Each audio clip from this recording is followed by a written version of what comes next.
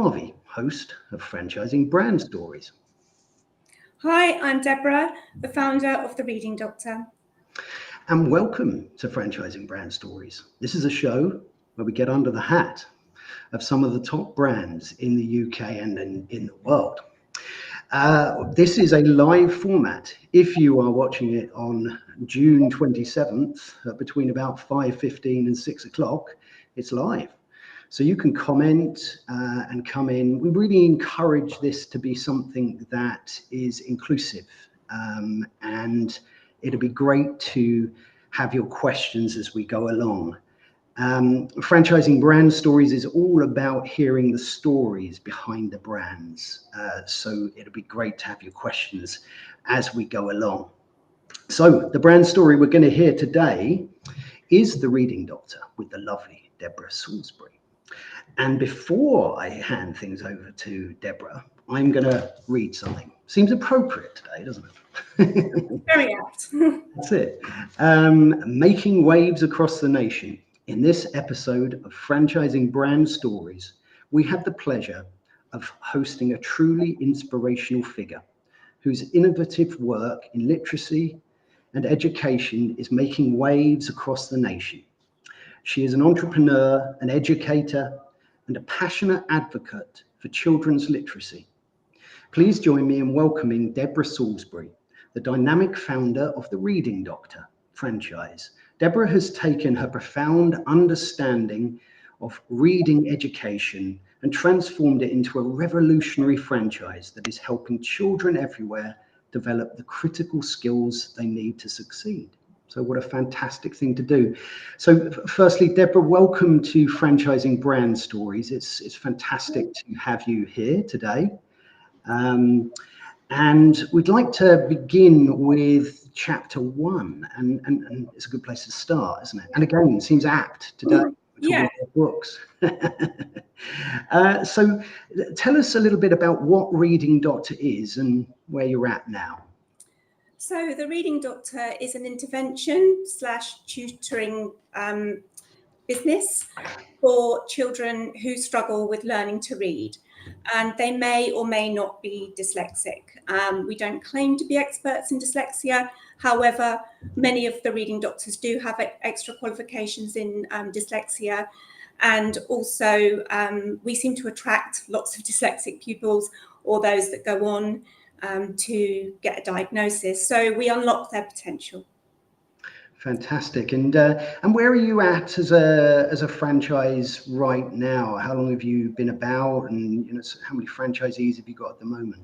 So the franchise started in 2019. So in May 2019. So 5 years old. But the company I started just over 12 years ago. Fantastic. So it took me 7 years to perfect the business model before I started thinking about franchising. Great, yeah, fantastic. How many franchisees have you got right now? All signed up, 34. 3 of them will be starting officially in September, leaving their teaching posts in July. Oh, fantastic. Great. Well, look, thank you so much for that wonderful description. It really sort of helps set the scene. Before we get into things, I just want to introduce a few people who have joined us live today. As I say, this is all about you, and it's great to have you here as well. So first of all, it's the ever wise Simon Wise. It's great to have you here, Simon. I know Simon is sunning himself in Spain at the moment, so fantastic to have you here. We have Tim Morris here. Lovely to have you here, Tim. And he's put that it's good to be here and he loves the Reading Doctor story. Well, we are going to hear that story today. So I am looking forward to this. And another person who's looking forward to this is Natalia, guest on the show this week on Tuesday. And she's put really looking forward to this. And so are we all. So, and before we get into the sort of the main part of today's show, if you have just joined us today, this is Franchising Brand Stories, and today we're hearing the story behind The Reading Doctor with the lovely Deborah Salsbury. And this is now, we're getting into chapter 2, which is the main part of the story. And we're going to look back at where things began, which is a good place to start a book. But I'd also like to say at this point, if you've got a story to tell about your franchise journey, then scan the QR code, because we are all about telling great stories here and finding out what's under the hat. I'm loving my catchphrase now, you see. So without further ado, let's get into chapter 2. So Deborah, take us back now to the beginning. What sort of inspired you to begin your journey here, and where did it all begin? Well, I think every time I've told the Reading Doctor story, I've started in a different place. But when I knew I was coming on here, I had a real sort of delve right back as to what my inspiration was. And it really goes back to my mum, because she is one of the most inspirational people I know. And she was failed by the education system. So she left school not being able to read and write very well. And that has had, a huge impact on her throughout her life. But she hasn't let it stop her. And she made sure that myself, my brother and my sister had a fantastic education as far as what was on offer. So she started by uprooting us from a quite deprived area, in Nottingham, which actually, even though we lived in quite a deprived area, she managed to make connections. And I've thought about the theme, and I think connections and having the right people around you, which does fit with franchising, is definitely something that she did. So we lived in a deprived area, but it happened to be right by the university and the medical centre. So some of our neighbours were university professors and medics, and that was quite inspirational, having those people around us. And then she moved us to a very lovely village where we went to a really lovely primary school where, if everyone could have an education like that, a state primary school with animals, peacocks called Elizabeth and Philip. We had peacock duty. We had... Were the peacocks called Elizabeth and Philip? Yes, yeah. That's fantastic. I love that. Great peacock names, I would suggest.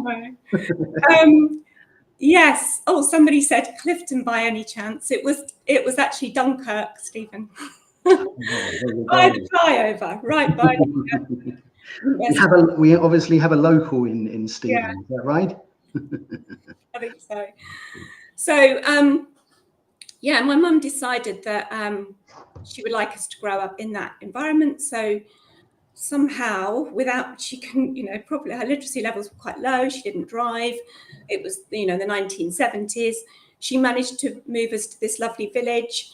And we just had a great, it was the best school for me. I didn't know I was dyslexic then, but literacy was taught by authors visiting the school. We had the Card Gumdrop visit our school. We had Helen Cresswell, who was a children's author. She visited and showed us her draft copies of her books. And we made things that go with her books, like the bongleweed. The hall was covered in bongleweed.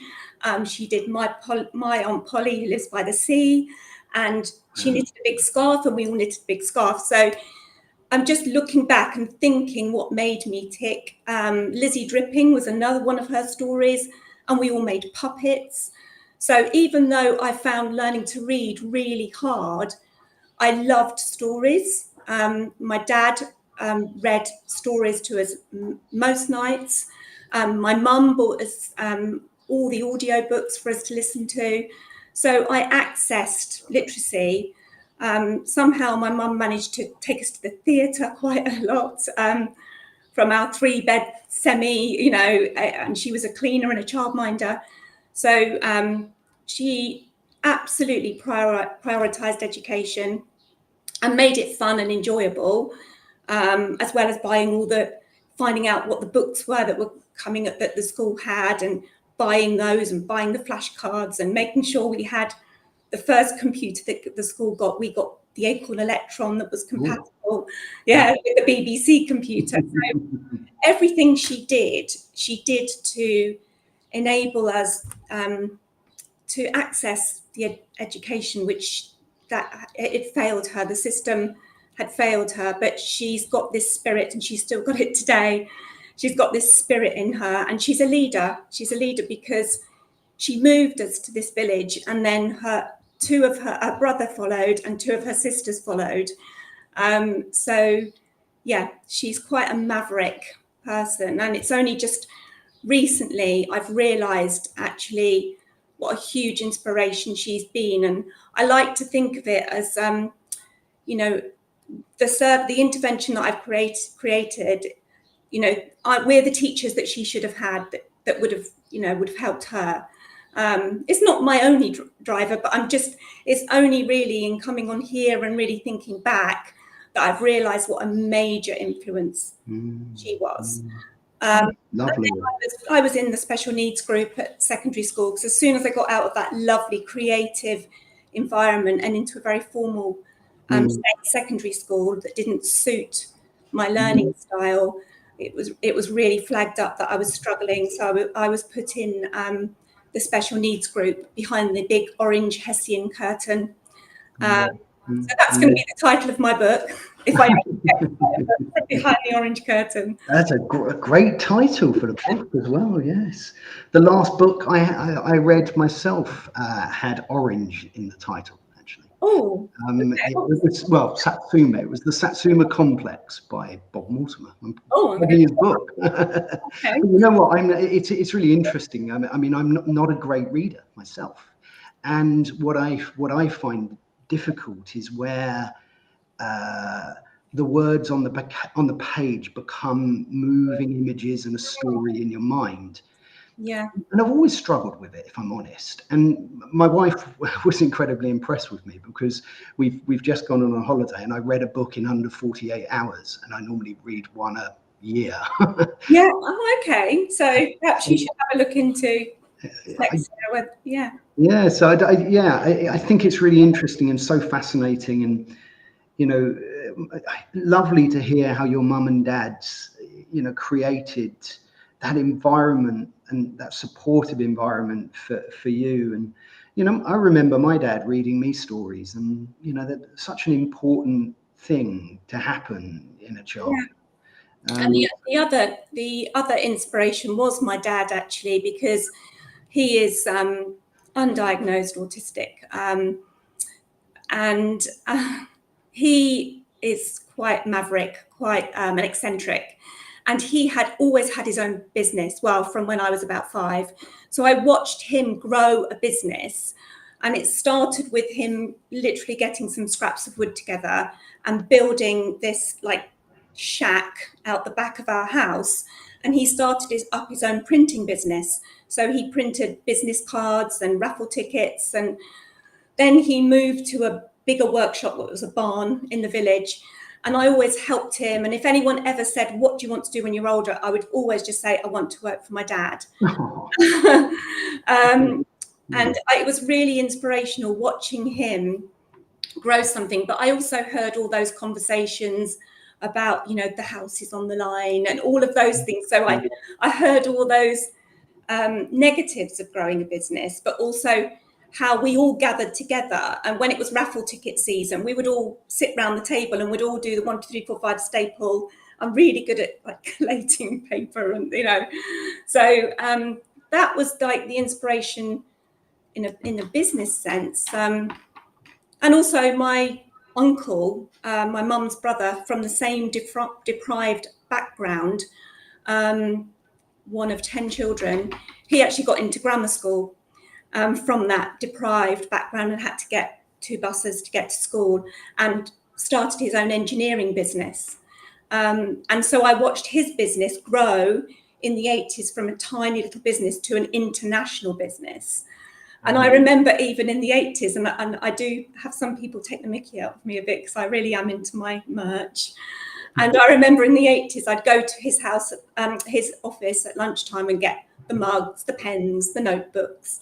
So I've had inspirational people around me in terms of business as well. That's fantastic. What a great story of a beginning and an inspiration. What a lovely story to hear.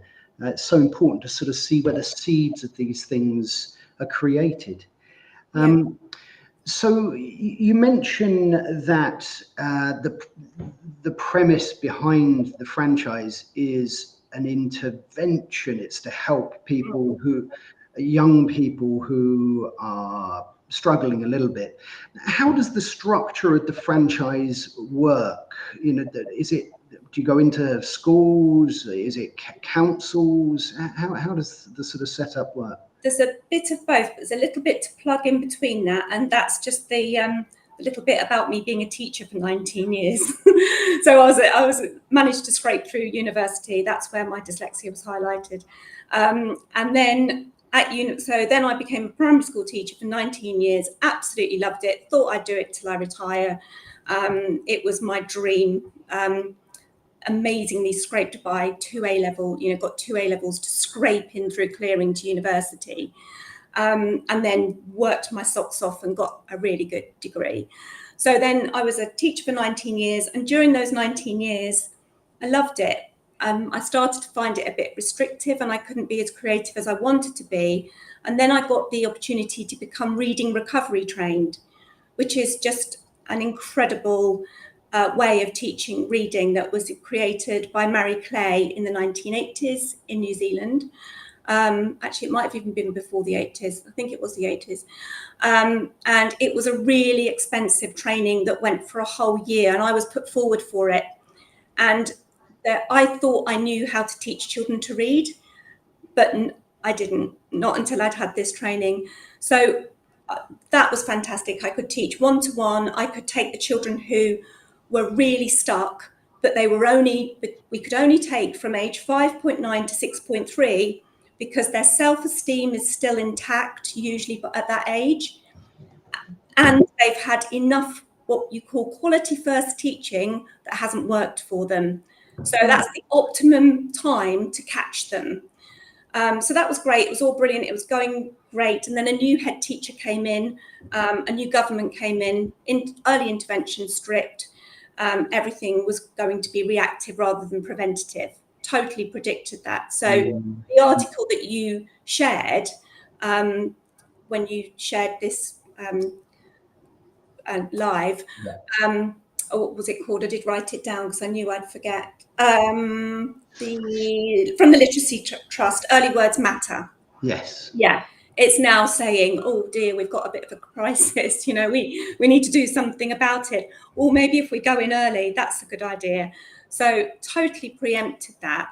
And when this new head teacher said you're going to have to go back to being a class teacher, I was just like, no way, I am out of here. And we've got a mortgage to pay. My salary was paying the mortgage as well. So I'm going to start up as a tutor, and I'm going to hit the ground running. And, and I just left in the December, and by the January, I was registered by the December, I was registered on Companies House. I had children waiting to be tutored, and a local pupil referral unit wanted me to take it into there. So that's for children who've been excluded from mainstream education. And that's where it grew. And although I'd got this reading recovery training, the reading doctor offering is not just based on that. It's because that's so niche and just targeted at younger children. So we've created the reading doctor intervention is for any child with a reading age below 12, and we have had pupils up to 20, and we have been asked a lot about teaching adults, but we just don't have the capacity for that because we're all really, really busy. So that's what it is. It's only so people buy into this franchise. They need to be qualified teachers. Okay. And ideally have some experience of working with children with SEN. But if you've been a teacher, you've worked with SEN children. We have lots of deputy heads who come on board as franchisees, special educational needs coordinators, like I said before, people with qualifications in dyslexia. So it's attracting really, really high quality. I know I could compromise on that, and I could take different people with, some experience, teaching assistants. There's some great teaching assistants out there, but I've made it my kind of own criteria, which is the beauty of being a franchisor. You can, decide, can't you? Yes, absolutely, and it's really good. It's a question we do normally ask, which you very conveniently already answered, which is fantastic. But that's what type of people are you looking for, and you've answered that really succinctly by saying you're looking for qualified teachers, experience with working with children, particularly SEN. And that's really good, because then people who are watching this now or in the future can understand exactly the type of person that you're looking to work with. We've got a couple of good questions that have come in, so we're going to take a little pause and pop onto these questions. I'm going to take one here from Simon. And Simon's put, what does a typical day in the life of a franchisee look like? That's a great question. I think sometimes, especially, we spoke a little bit about when you're reading, you turn words into a picture and a story in your mind. Well, this question's fantastic, because when somebody's thinking, what would my life look like? And what would a day look like? What does a day in the life of a franchisee look like?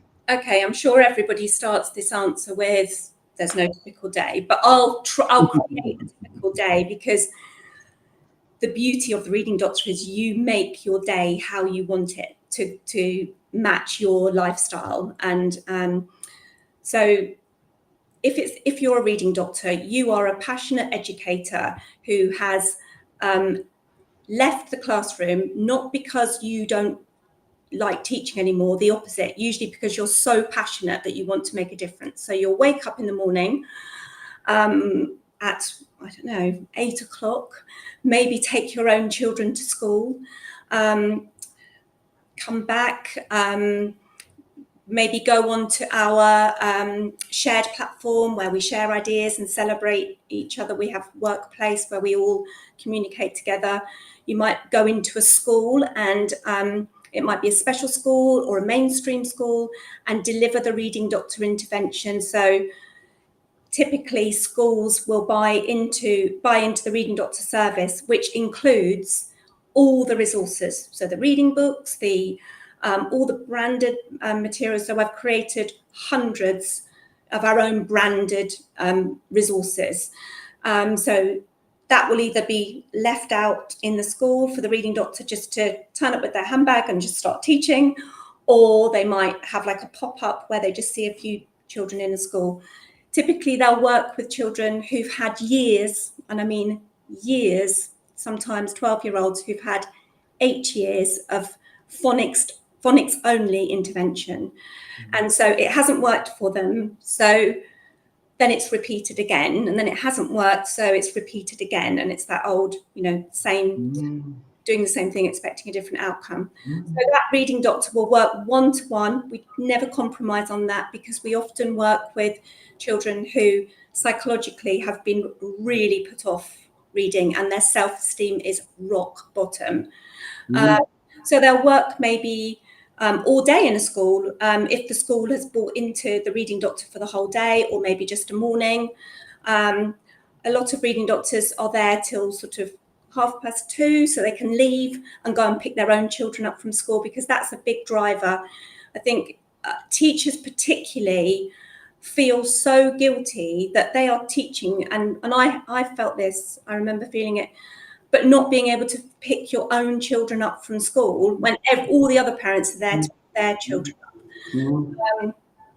So that's one thing. And then they might get home and somebody else is there to look after their children, or their own children might stay on the after school clubs, and then the Reading Doctor will get home and then teach some private pupils in their reading room. And their reading room is a room that is completely fully equipped. But I go to a reading doctor's home and set up with them. I personally visit there, spend the day with them, set everything out. And when I walk out, they're ready to start teaching. They might have 2 or 3 pupils, depending on how many they want for that evening. And then in the evening, well, once a month on a Monday, we have a monthly meeting. So if it's a Monday, first Monday of the month, they'd be joining that. If they're not working in a school during the daytime, they might access some of the online courses that we have available to them, so they can get themselves, more sort of qualified in different areas. So there's lots, or they might go to a yoga class at 11 o'clock that they really always wanted to go to. We've got one franchisee, one of her motives was she wanted to be able to ride her horse more. So whatever works for them. So it's not like they're restricted, like you must run a class at this time to this time. It totally is up to them how much they want to work or how little. That's fantastic. I picked up on a few things that you said there that I really loved. One of the things that you said there, that you discovered somebody's why or their passion was they wanted to spend more time riding their horse. And another person might be they miss the after school football games or the activities, or they just want to spend have a little bit more of a flexible day. And clearly flexibility is something that you really promote so that this works, for all sorts of different types of people. And another thing that I picked up on there is, you spoke a little bit about the fact that sometimes young people have been in school and unfortunately the system hasn't worked, and that you mentioned there about primary school, and it resonated with me a little bit. Right. We all fondly think of primary school, or more often than not, when people think back to their schooling, primary school was something that they enjoyed a lot more. And there is this creativity and feeling of fun there, and that is sometimes lost. The other thing that we picked up on is, you said that sometimes you help people that have perhaps been excluded. Perhaps part of the reason for that frustration in a young person is because they feel like they can't get on, and then they're not getting on with the learning styles, and therefore it's perhaps a little bit of rebelling against that. So wonderful to have something that can hopefully take people back in a positive way, because you've also said there, which I thought was really, really interesting and wonderful to hear, teachers are full of passion. Everybody remembers a good teacher. A good teacher can genuinely change children's lives, and just one. It can just be just the one. Definitely. And myself, I'm pretty certain that the exams that I did well in were just because of the teacher I had. It was the same teacher for the few that I managed to pass. And I remember him so clearly. So you think back, did that one teacher give you one-to-one time? Did they talk to you? Did they listen to you? Yes, they did. They did listen. They did listen, and they just had a beautiful style about things, just something that matched with me. So that's why it resonated when you said about learning styles.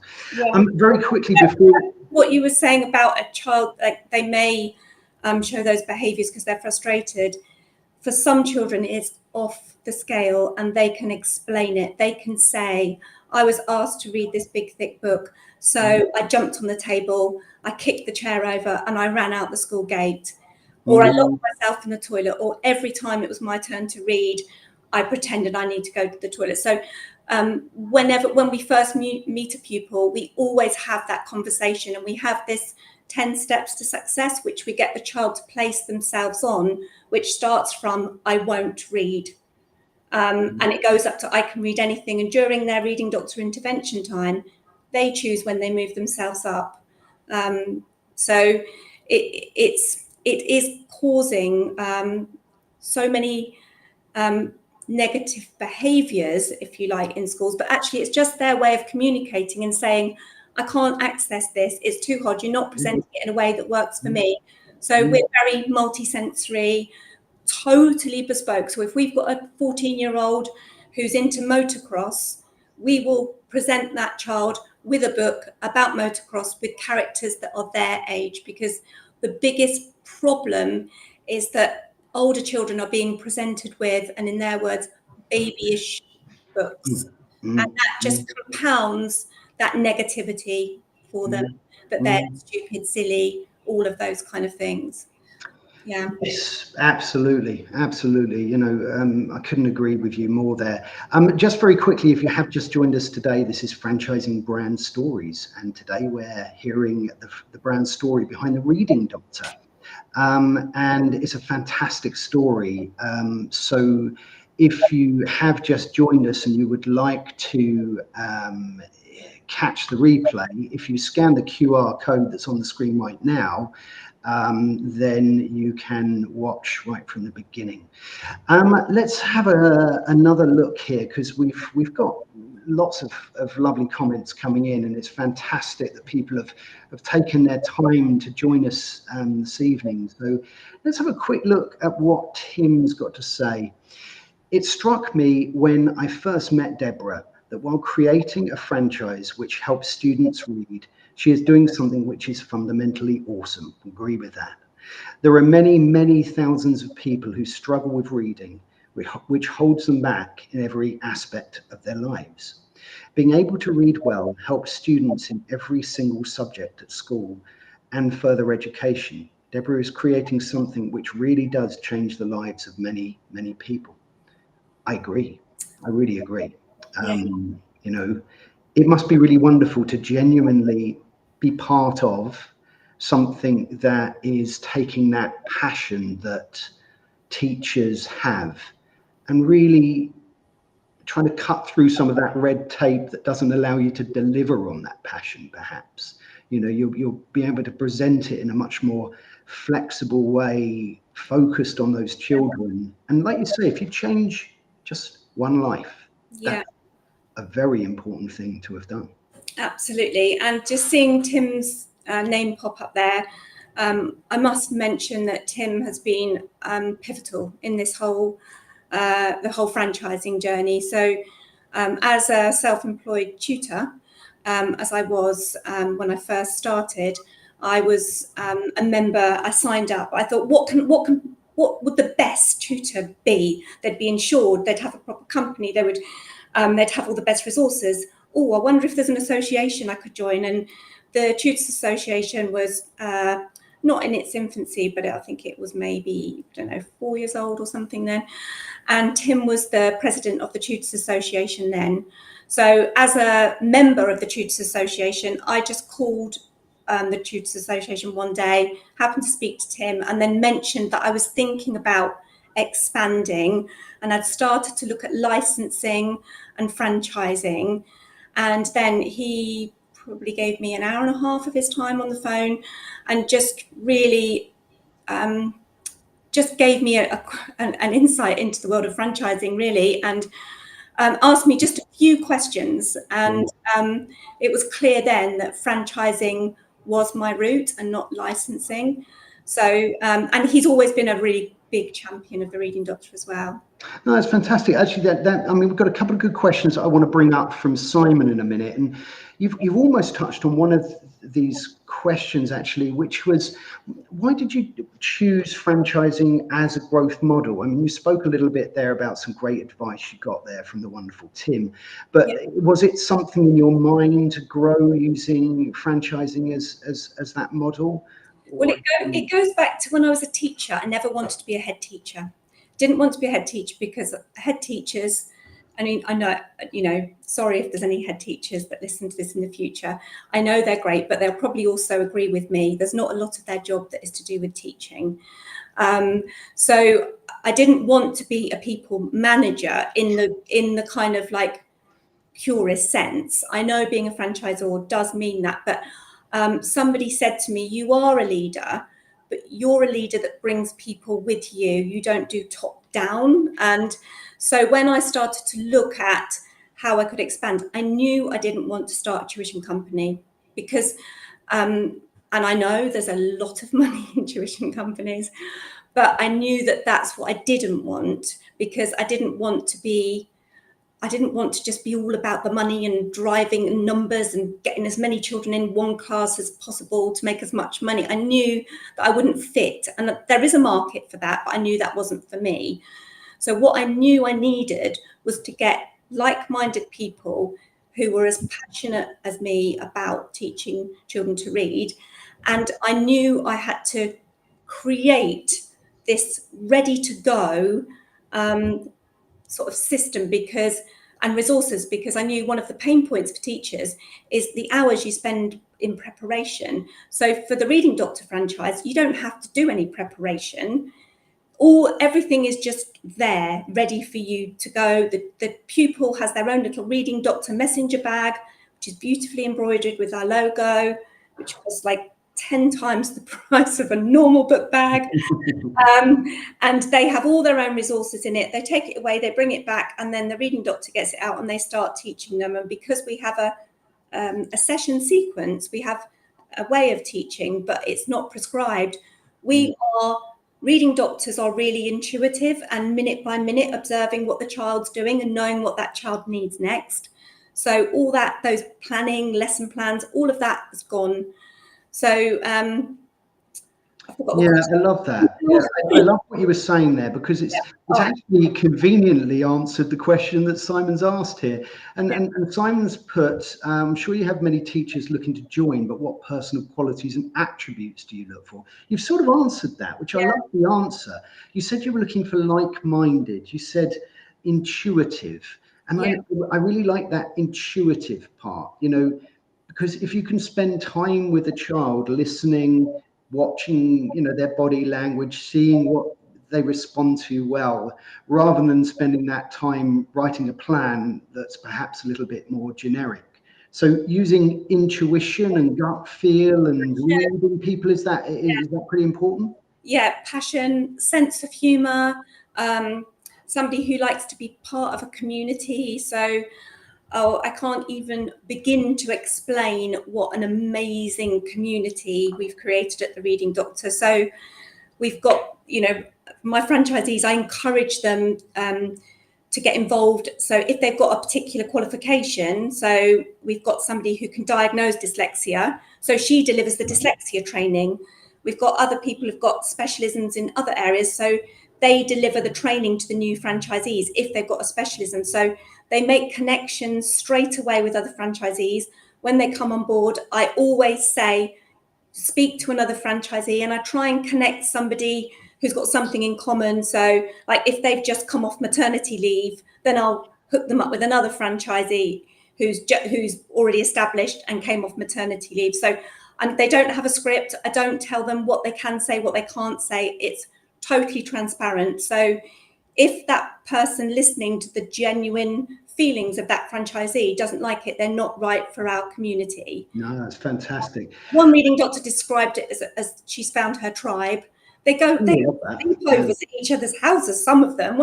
Three of my franchisees sent me a photograph of them all in the hot tub. I was a bit jealous. Oh, that's amazing. That's fantastic. You've just said there, found her tribe. Yeah. What a thing to say, you know, if you've got that support around you with other franchisees, and the hot tub sounds delightful as well. Wow, what a way to get together, you know, drinks in a hot tub. Lunches, they meet for coffees, fantastic. And it's just, and they will put a photo, I don't know about this a lot of the time. The first I know of it, they put a photograph on our sort of community shared platform that they've spent the day together, and it's fantastic. A couple more questions that I want to ask. We always ask about life-changing stories, not just for franchisees, but for students, for people, you know, where what you're doing is clearly something that changes lives, probably more than any other franchise I can name, because it's such a fundamental key to not just a young person, but certainly to a young person as they start to get older and opening up all sorts of different opportunities. Yeah. Are there any stories that stick out in your mind across the years of, you know, somebody's life having been changed by this, or, you know, a student that's learned to read and how they celebrated that? There really are, so I'm not just saying this, so many, and we've create case studies all the time of this, but I'm just going to choose one, and that is one of my pupils that I've taught one-to-one. So when he was in year 2, his mum brought him to me for reading doctor sessions and said he is really struggling with learning to read. He's refusing to write. So we are reading doctors, but we do include some writing as well and spelling. So I started working with him when he was in year 2. And so remember that 5.9 to 6.3 age where the self-esteem is damaged? He'd just tipped over that 6.3 and his self-esteem was going downhill rapidly. So his mum recognised that it wasn't just about teaching him to read. She knew, she was clever enough to know this was having an impact on every area of his life. So he was refusing to go to swimming lessons, for example. He wouldn't go to anything because he would have had that feeling of fear of failing in everything. Because he was failing in school, he thought whatever he went to, he would also fail. So the first thing I did was, which is standard with us, we create an environment where it's okay to make mistakes, it's okay to take risks, and we celebrate mistakes and actually say, oh, I really like the fact that you realised that that word wasn't quite right, so you went back and changed it, and that meant that it made sense, which means you can enjoy the story. So we did all of that, all the usual stuff with the reading, and his reading was really coming on, and then did a bit of writing with him one day, and he literally got the pencil and snapped it in so hard, held it down on the page, and it actually snapped because he was so cross about having to write. Anyway, some people will say to me, how long is the Reading Doctor intervention? And sometimes when I say, well, some children stay with me for 5 years, they're like, well, I can tell they're thinking, that must be a bit of a rubbish intervention then if they're with you for 5 years. But remember, some of the children we're working with their self-esteem is damaged. They've got dyslexia, they may have ADHD, autism, they have potential barriers to learning to read. So with this particular boy, his reading was going up and up and up, got to the top level.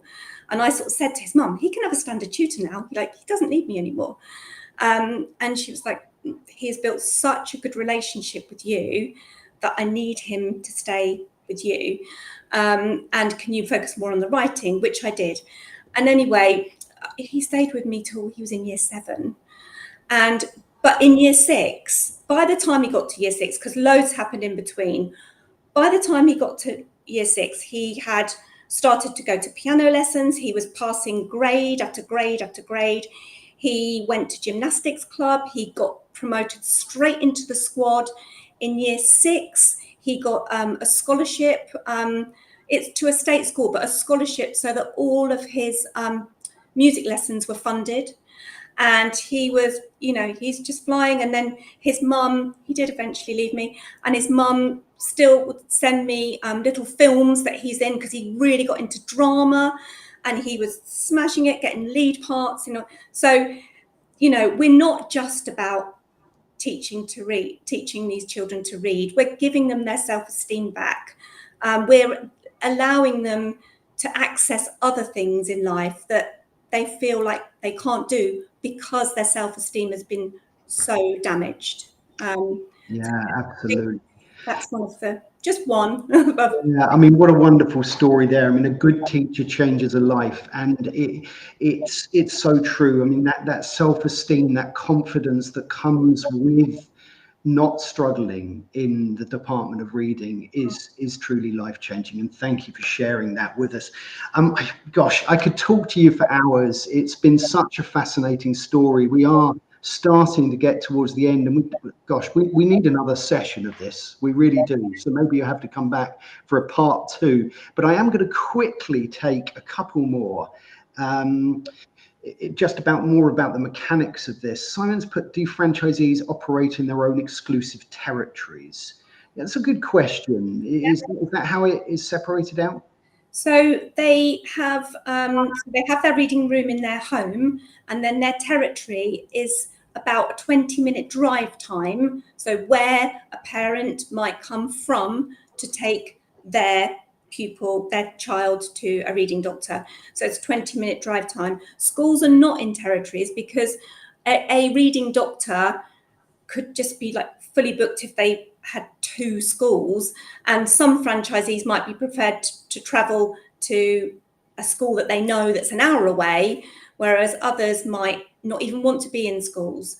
And because they can't employ, so it's a lifestyle franchise, they can't employ other reading doctors, then yeah, that's how it works. So they have a territory for their private pupils. But what we found, we made the classic mistake when we first franchised, and you know what I'm going to say, too big a territory. And very quickly, we've got other reading doctors in their area. So they've reduced their territory because they're fully booked. So we've had examples of a teacher taking their child to a reading doctor and then them deciding that to become a reading doctor just because they've seen it from the parents' perspective. We teach many teachers' children. Does that make sense? Did I say that? It does to me. It does to me. So yeah. So yes, it is an exclusive territory, but our reading doctors are very caring and sharing. And if one's fully booked, they will pass them on to the nearest one, and that just depends whether the parent's prepared to travel that little bit further. Yeah. We need more reading doctors. We cannot fulfill demand. Well, that's fantastic. Unfortunately, it's fantastic, but it's not in a way because there is. Well, that's true. That's true. But at least you know the challenge is being identified and addressed in a really good way. And yes, it would be good if it wasn't needed, but it is needed, and therefore embrace the fact that it's needed. Help as many people as you can, as many young people, because I can see how much it's changing lives. Look, if you have just joined us today, this is Franchising Brand Stories, and we are hearing what's under the hat of the reading doctor today with the lovely Deborah Salsbury. We are coming to an end. But if you would like to catch the replay, you'll be able to find this on LinkedIn and on YouTube, so please do that. But we are going to finish now with chapter 3. And chapter 3 is where we get our franchising brand stories exclusive. And what we're going to ask you now is all about the future. So what plans have you got for the reading doctor in the future, and where are things going to go? It's really interesting you've asked me that question, because one of my entrepreneurial pupils in one of my special schools, so a child who's been excluded, said, so how many reading doctors do you think you're going to have by the end of the year? So he actually asked me that question. He went, 100? I said, well, that's a bit optimistic. We've got 34 now. And then I explained the quality over quantity thing to him. Sounds like he could be a franchisee. Oh, he could be amazing. He's told me I need to sponsor football clubs. Oh, he has got the best business brain ever. Fantastic. Watch out for him. Yes. Oh, well, you do know so many entrepreneurs, and I think franchisors are dyslexic. Yeah. You think you could be. So I think, and ADHD, which is why I've just gone off on that tangent and not actually answered your question. So I keep looking at that question that's up there now. It's okay. Well, look, this is we're talking about what's going to happen in the future. So perhaps this could happen. Well, I have had interest internationally. I'm a bit apprehensive about it for many reasons, and I've talked to a lot of people in the franchise sector. and there's a lot of alarm bells, and I think I need to maximise the potential in the UK first. We do teach to some children who live in other countries online, because we have got an online offering as well, mainly face-to-face, but we do online. So the mission is to reach out to as many struggling readers as possible. So if I'm going to fulfill that, then I do need to think internationally. I've just got a few more little things I want to perfect in terms of all the resources, nearly there. And then I could think about it. It's that scary thing of, like, you know, losing control, the brand being misused, and the impact that may have on my reading doctors here, who obviously are very, very important to me. Of course, no, it's a great answer to that, and it's lovely to hear how you want to make sure you protect things. And you know, it's tempting to want to expand things perhaps too quickly internationally. But it's great to hear how supportive you are, and you know, I wish you all the success continuing to grow the brand and helping as many young people as you can. I think it's wonderful. I've put up a QR code on the screen right now. Now that QR code takes you to the Reading Doctor website. So while we finish up today, or if you're watching this in the distant future, spooky, please scan that QR code, and that's going to take you right to the place where you can find some information. Quickly before I round up, Deborah, is that a couple of things. Best way to get in contact with you, and any final thoughts you'd like to leave with people that have watched this today. So if you're a potential franchisee, you can go to our website, and you can download the franchise program, the franchisee program we call it, with all the information. If you're a school leader who would like the Reading Doctor into your school, or a parent, then the website really. If you would just like to connect with me on LinkedIn, or scan the QR code. That was impressive how you pointed exactly to where it was. Yeah, LinkedIn's good. LinkedIn, message. Yeah. Great. No, that's perfect. Well, look, you've got lots of lovely ways to get hold of Deborah and to find out even more about the franchise. So please do that. Okay, so I'd first of all like to thank everyone who's taken their time to be with us today. It's been a really inspirational story to hear for me. So I'd really like to thank you, Deborah, for taking your time to tell your story, because it's a truly inspirational one, and I really do wish you the best, because I think it's going to help a lot of youngsters, and I'm a big fan of that, as everybody should be. So thank you for taking me out of my comfort zone. Well, you are brilliant anyway. So next week on the Franchise Show, we are talking to Gary Chatwin, and we're going to be discussing franchise funding, which is an important topic to talk about. So join us for that on Tuesday, 2nd of July, 5:15 GMT, 12:15 EST. And join us next week for Franchising Brand Stories, where we get to hear, I love doing this, what's under the hat of the bike fitters. So look forward to you joining us then, 5:15 next Thursday, where we hope to hear another fantastic story. So again, I'd like to thank everyone for joining us today. Have a wonderful week ahead, and take good care. Cheerio.